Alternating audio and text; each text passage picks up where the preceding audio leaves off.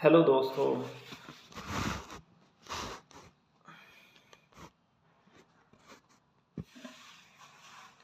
Hello दोस्तों। तो आज हम आपको एक ऐसे घर के बारे में बताने जा रहे हैं जो इतना बाहर से इतना सुंदर, अंदर से इतना सुंदर एंटीक फर्नीचर उस घर में, बाहर से भी इतना अमीर घर। ठीक है। आसपास के घर हैं जो वो भी बहुत रिच फैमिलियाँ रहती हैं यहाँ पे। तो इस घर में भी बहुत रिच फैमिली रहती थी। अ, तो क्या हुआ था इस घर में, एक ऐसी भयानक कहानी है इस घर की कि आप सोच भी नहीं सकते। इतना डरावना क्यों है ये घर, इतना बदनाम कैसे हुआ। तो चलो आज हम आपको इस घर के बारे में बताते हैं। इस घर की स्टोरी आप सुनकर हैरान हो जाएंगे। तो चलो शुरू करते हैं। बात है 1974 की। यहाँ पर डिफियो फैमिली रहती थी। पहले हम आपको इस घर की लोकेशन बता देते हैं। ये घर है न्यूयॉर्क में, 112 ओशन एवेन्यू में मौजूद है। एमिटी विला गांव में मौजूद है ये घर। ठीक है। तो बहुत अच्छा व्यू है इस घर के आसपास, समुंदर के किनारे हैं। इसके पास ही समुंदर लगता है। ठीक है। ये समुद्र के किनारे पे ही बना हुआ है ये घर। तो चलो अब इसकी स्टोरी बताते हैं आपको। 1974 की बात है। यहाँ पर डिफियो फैमिली रहती थी। डिफियो परिवार में कुल 7 मेंबर थे। रोनाल्ड डिफियो, रोनाल्ड डिफियो के माता पिता, उसके 4 भाई बहन, 2 भाई थे उसके, 2 बहनें थी। तो रोनाल्ड डिफियो एक कार डीलरशिप में कंपनी में काम करता था। तो उसके फादर भी इसी कंपनी में काम किया करते थे। तो रोनाल्ड सुबह सुबह अपने रेडी होकर अपने ऑफिस के लिए निकलता है। वहाँ जाकर देखता है कि उसके फादर आज ऑफिस नहीं आए। तो क्योंकि वो हैरान होता है, क्योंकि उसके फादर रोनाल्ड से पहले रोज ऑफिस आ जाया करते थे। तो वो अपने मतलब फादर को फ़ोन करता है। तो उसके फादर फ़ोन नहीं उठाते। तो वो घर पे फ़ोन करता है, कोई घर पे भी फ़ोन नहीं उठाता। तो उसके मन में भी थोड़ा डर है। उसको भी लगता है क्योंकि घर में कुल 5 मेंबर होने के बावजूद कोई फ़ोन क्यों नहीं उठा रहा। तो चलो थोड़े टाइम बाद वो अपने काम में लग जाता है, तो सब भूल जाता है। भूलने के बाद चलो शाम हो जाती है। शाम हो शाम को डेली वो घर जाते टाइम अब क्लब में रुका करता था। घर के पास ही क्लब था। वो डेली उस क्लब में जाया करता था। तो वो क्लब में चला जाता है। क्लब में वो ड्रिंक वगैरह करता है। तो उसे अचानक वो ही सुबह वाली बात याद आती है। तो वो जल्दी जल्दी अपनी ड्रिंक ख़त्म करता है। ख़त्म करने के बाद वो घर जाता है। घर जाकर जो वो देखता है मंजर, वो हैरान करने वाला था। क्योंकि उसके सारे परिवार को किसी ने ख़त्म कर दिया था। किसने ख़त्म किया था वो आपको आगे पता चलेगा। तो वो क्योंकि उसके परिवार को सबको गोली मारी गई थी। तो वो पुलिस को फ़ोन करता है। पुलिस आ जाती है मौके पर। और रोनाल्ड को पुलिस गिरफ्तार कर लेती है, कस्टडी में ले लेती है हिफाजत के लिए, ताकि जो भी आया था वो पूरे परिवार को ख़त्म करने के लिए आया था और रोनाल्ड बच गया था। इसलिए रोनाल्ड को पुलिस अपनी हिरासत में रखती है सेफ्टी के लिए, ताकि रोनाल्ड को कुछ ना हो। तो पुलिस अपनी इन्वेस्टिगेशन करती है। इन्वेस्टिगेशन में ये पाया जाता है कि उसकी माँ को 2 गोलियां मारी गई थी, उसके बाप को भी 2 गोलियां मारी गई थी, और उसके जो भाई बहन थे उनको एक एक गोली मारी गई थी। तो घर में सब खिड़कियां वगैरह बंद थी। कोई लूट वगैरह के का कोई प्रूफ नहीं था। और जो उन्होंने ज्वेलरी वगैरह पहनी थी वो भी सब वैसे की वैसी थी, क्योंकि इससे साबित हो जाता है कि कोई लूट का मामला तो था ही नहीं। तो रोनाल्ड के कमरे से पुलिस को एक गन मिलती है। वो गन वही थी जिससे सारे परिवार को गोलियों से मारा गया था।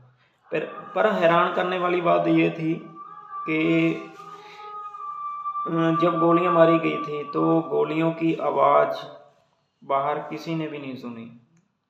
घर के पास जो रहने वाले थे, उनके परिवार के पड़ोसी थे, उन्होंने किसी ने भी कोई आवाज़ गोली की सुनी ही नहीं। तो चलो, क्योंकि रोनाल्ड के कमरे से वो गन मिली थी तो रोनाल्ड से पूछताछ होती है। रोनाल्ड को पहले तो वो मानता नहीं कि नहीं मैंने नहीं मारा, तो बाद में वो मान जाता है। तो वो कहता है कि ये कत्ल मैंने किया है, पर मैंने किया भी नहीं है। मुझसे किसी ने ये कत्ल करवाया है, किसी ने मुझे फोर्स किया है, मतलब सपने में फोर्स किया है। कोई चीज़ है, ऐसी एंटिटी है जिसने मुझे ये करने के लिए मजबूर किया है। तो कोई ऐसा पुलिस तो इन चीज़ों पर विश्वास करती ही नहीं है। उनके लिए भूत प्रेत क्या है, कुछ भी नहीं है। तो रोनाल्ड को पुलिस ने मतलब लाइफ इम्प्रिजनमेंट दे दी। वो अभी भी जेल में है। अब भी वो कहता है मैंने किया है। कभी मान जाता है, कभी नहीं मानता, ऐसी बातें करता रहता है। तो चलो, रोनाल्ड की बात तो होगी साइड पे। अब ये घर वीरान था 1 साल के लिए। 1 साल बाद यहाँ पे एक और फैमिली आती है, लड्स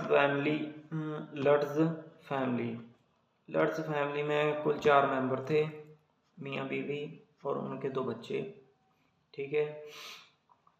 तो वो 1975 में क्रिसमस के टाइम पे ये घर में रहने के लिए आते हैं। उनको पता था कि इस घर में मर्डर्स वगैरह हुए हैं। वो इन चीज़ों पर विश्वास नहीं करते थे, वो भी ऐसे थे।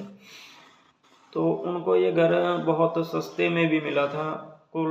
इतना आलीशान घर उनको कुल $80,000 में मिला था उस टाइम। तो वो रहते हैं इस घर में।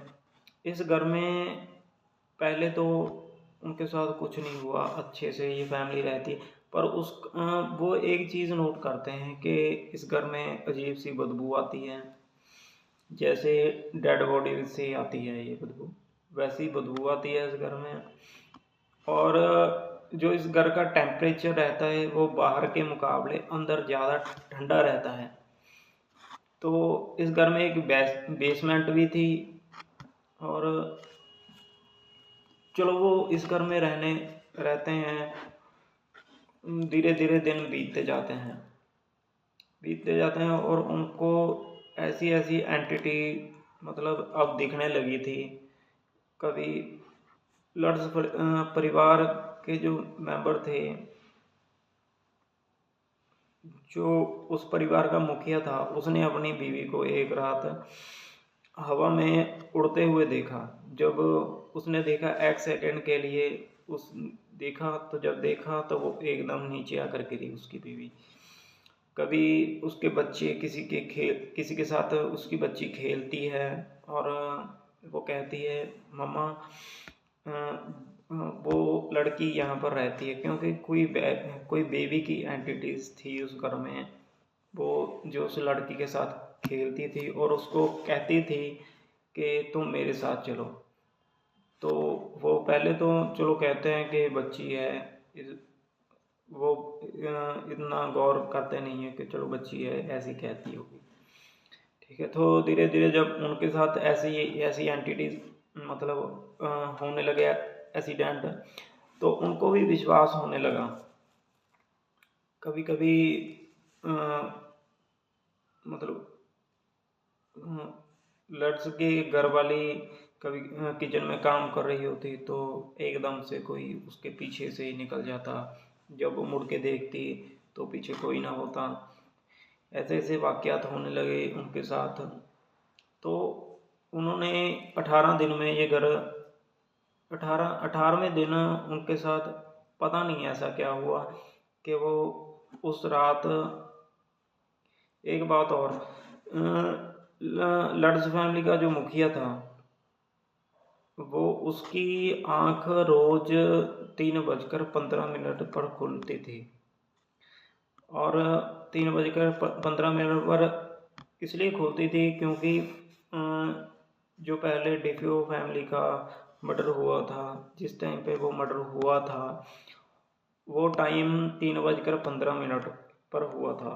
जो उनके मतलब कत्ल हुए थे वो 3:15 पर ही हुए थे। इसलिए पता नहीं क्यों वो बात को उन्होंने इस बात से जोड़ा कि उस घर का कोई एंटिटी है इस घर में या नहीं है। देखो हमें तो नहीं पता क्योंकि उनको ज़्यादा पता होगा, वो उस घर में रह कर आए हैं, ठीक है ना।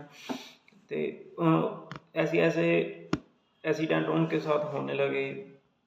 तो उन्होंने 18वें दिन वो घर ऐसे छोड़ा कि अपना कोई सामान भी वो साथ में नहीं लेके गए। एक तरह से भाग कर गए हैं वो इस घर से अपनी जान बचाकर। एक प्रीस्ट को भी उन्होंने बुलाया था जब शुद्धि करने के लिए। तो वो प्रीस्ट आया, उसने देखा कि इस घर में जो है वो उसने पहले कभी नहीं देखा होगा, ऐसा महसूस किया उसने।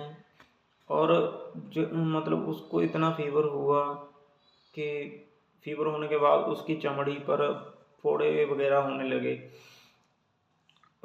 तो उस प्रीस्ट ने कहा कि इस घर में बहुत खतरनाक एंटिटीज हैं, ऐसा उस प्रीस्ट ने बताया।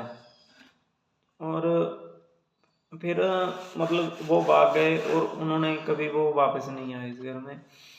और फिर इन्वेस्टिगेशन मतलब जो हॉरर इन्वेस्टर होते हैं इन्वेस्टिगेशन करते हैं हॉरर केस वगैरह की।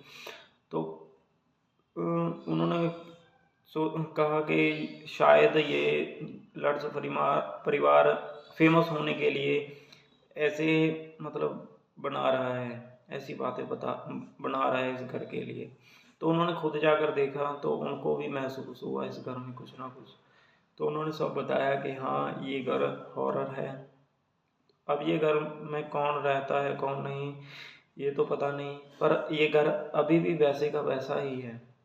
आप बताओ दोस्तों, क्या आपके आसपास कोई ऐसा घर है या कोई ऐसी कोई चीज़ उस घर में हुई हो या कोई मर्डर वगैरह हुआ हो, कोई ऐसा केस वगैरह आपकी निगाह में हो तो आप भी हमें ज़रूर बताइए।